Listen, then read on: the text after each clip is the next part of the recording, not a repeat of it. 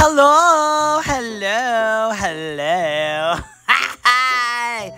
Good day everyone! Muli na babalik yung camera. This is Miss Universe 1981.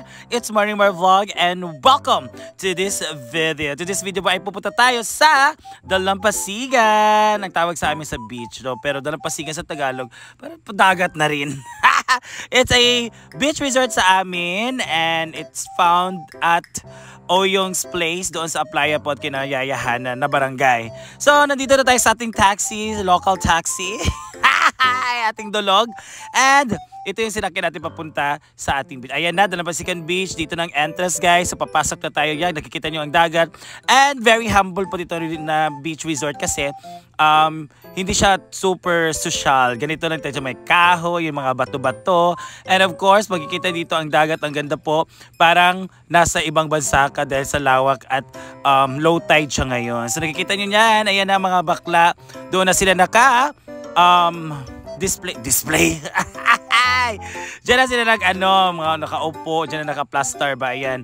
So, kita nyo ang ganda talaga ng beach ngayon kasi ang sarap liguan kasi maalon-alon. Ayan na sila Argel, sila Yayahana, si Zamara, sila Brenda, diyan na sila Oyong, si Gwen, si G-Jack, si Dennis, si Rhea Filingera, si Brit to Life, and of course, si Amanda. Ayan na. And of course, si Batingting pala nandito din. So, may mga bisita din tayo. And yan pa kanilang pagkain, ang kanilang baon. So, meron tayong soft drinks, meron tayong water. And si Ayahana, meron siyang nangungutang na ba siya kay Brent? Charot lang.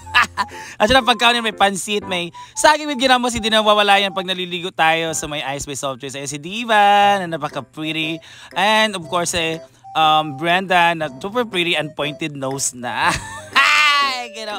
And of course, ayan, maraming mga naliligo dyan.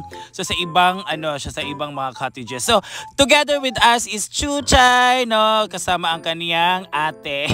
Ang tagabantay. Natakot si Chuchay. Natatakot pa rin mga aso sa sa dagat, no? Kaya, ayaw niya maligo kasi nalalamig siya. So, Amanda naman ay nag-vlog. And ewan ko ba kung, alam niyo ang kanyang pinagsasabi. Naiintindihan niyo ba si Amanda? Ayan namin, Chuchay, me, si Oyong, si Brenda, and si Gwen ay maliligo na kami doon sa dagat. Ayan na. So, apak. Ang ganda ko talaga, oh. Parang siyang Miami Beach, no? Ang lawak. Tapos, napaka-ano siya baka ng wavy. Wavy! Napaka-alon. Maalon siya ngayon kasi kahapon, super lakas ng ulan. Kaya ganyan pong color niya kasi bumaha po sa mga ilog. So doon po sa Inaguan Farm, malaki yung ilog din sa amin doon sa may ilog din sa amin, malaki din po doon. Kaya si Chuchay, ginoo ko si Chuchay, gusto na maligo. Yung mga bata, may mga bata nilaro dito together with Oyong. At ayan na. And doon na kami sa palalim na kami kasi magandang maligo sa dagat pag ganito, pag hindi siya super mainit. Baka kasi kung pag mainit, ginoo ko na dry skin at susunog yung mga mga balat. So ayan na si Arjun nagbi-video din. And of course, dumating na si Mia Kaloka. Yeah, nakaapas ang ating magandang Mia. Ayan, kumakain na siya. So yan pagkain niya, pansit.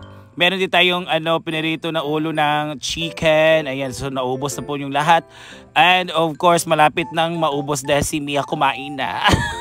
Charot lang. And of course, ako naman, magrarapat magda-drama tayo dito sa beach. Paka, lang ganda ko talaga. Ginoo ko, parang pictorials ng calendar. The calendar girl. Hala. Ginoo ko. Ayan, pak, digid pak. So, para akong sa Tanduay girl. Ginoo ko. Hala, Ginoo. Nagabaan. Baan ko sa balon. Lakas talaga. Pag ang ganda ko talaga, ganda ng legs ko. Tingnan ng legs ko pa. Ginoo ko. And sabi ni Amanda, kuha niya ang aking phone.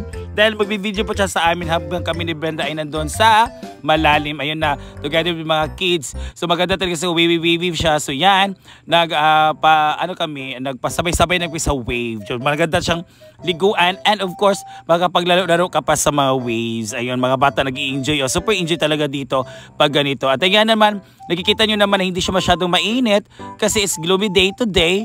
And we don't know ba, bakit sabi daw ng news na meron daw LPA na naman na pasok sa PAR or Philippine Area of Responsibilities. Oh my God, siguro mag-ingat sa lahat ha, sa lahat po ng mga nabagyo na apektado. Please keep strong and mag-ingat po tayo. So, dito naman sa amin, niligo lang kami kasi dito si Brenda, inuubot, sinisipon siya. So, sabi ko, nagsuggest ako na magligo na lang tayo ng dagat kasi, diba, at tradition of Pinoy tradition, part ng ating tradition talaga na kapag may ubot sipon, parang yung dagat is isa sa mga medisina ang pagligo ng dagat. Di ba? Ay, hindi naman siya, I don't know, it's approved, pero, proven, pero marami nang nangyayari na nawawala yung mga ubo. Di ba? Ganyan naman tayo. So, nilawak-lawak niya. Tingnan niyo pa ang ating view ng ating dagat pag malawak. Pina-0.5 ni Amanda at zoom niya yon. So, kami ng dalawa ni Brenda kasi yung mga bakla ay hindi masyadong maganda, wala sa mood magligo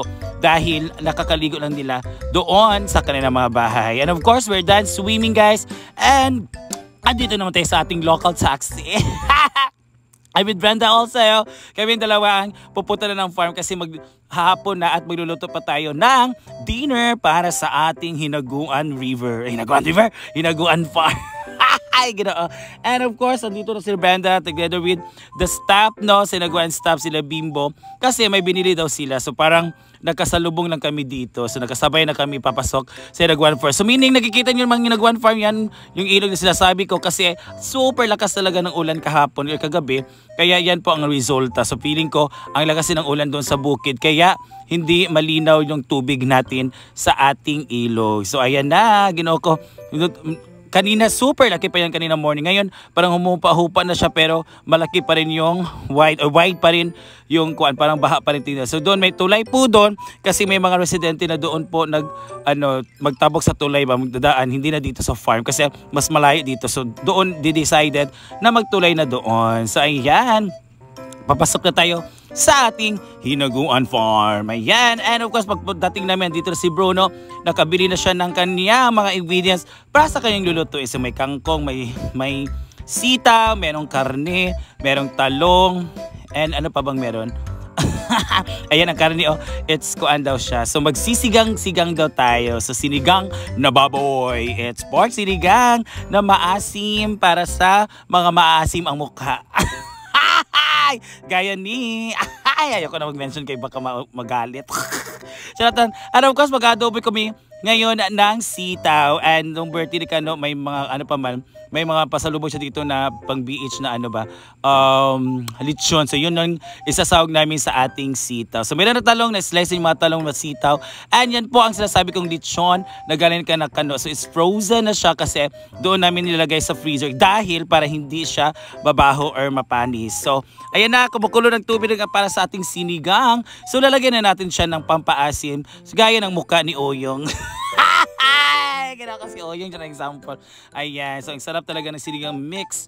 No, na ano pa na, ito yung video din na naaamoy mo, no, or natitikman mo na, nangangasim ka na ba, no? So, tignan na natin ang granules. So, depende sa inyo kung ano mga panimpla ninyo sa ating sinigang. At imekos-mekos natin yan gamit ang ating kahoy na sandok. Ay, gano'n. Yan, so mekos-mekos lang yan. After that, ay ilalagay na natin ang ating talong at batong. Ayan, ang ganda na pag-slice ng talong natin. It's circular. Kino ako. O sabi shape marami ng oblong. So because natin yan para po ma-distribute or para malambot lahat ng talong or mga gulay na ating nilunod. Sabi lunod.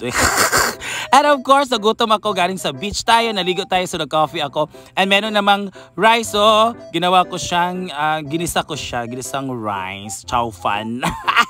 At last na ihalo natin ang ating kangkong. Hindi ko na video guys, pero ako pong kumuha niyan doon sa ating garden. So sa garden ganisa natin, marami ng lumalabong na yung mga kangkong ba. So kinuha na natin kay para hindi mabawasan. So yan, luto na ang ating sinigang na baboy. Ang sarap. Super excited na ang lahat. And of course, ako din super excited akong humigop kasi it's hindi ang panahon ba, no, kasi malamig yung panahon, so kailangan din ng sabaw.